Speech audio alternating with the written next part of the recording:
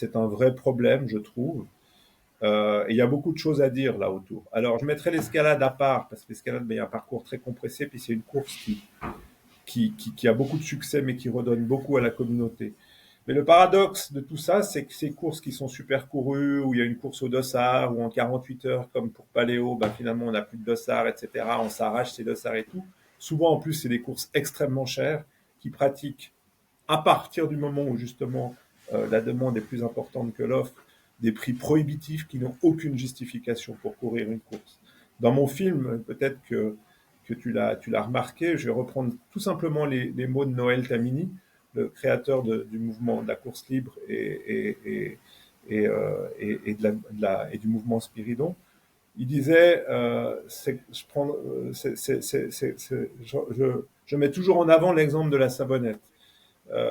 On peut se nettoyer correctement avec un savon bon marché, mais si on veut absolument avoir un savon de luxe pour se le passer sur la peau, ben c'est le problème et c'est un peu le choix individuel de tout un chacun.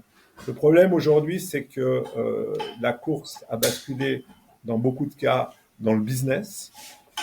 C'est vraiment du business.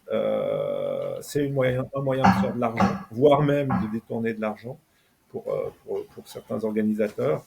Et en fait, finalement, il y a des courses qui des organisateurs qui sont des organisateurs pour pouvoir faire de l'argent sur le dos des gens et sur l'aspect populaire.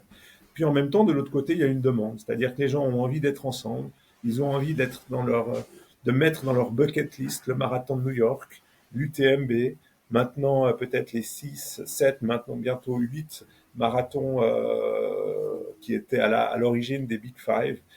Donc il y a cette espèce de course à l'armement populaire autour des courses à pied qui fait qu'on doit en être.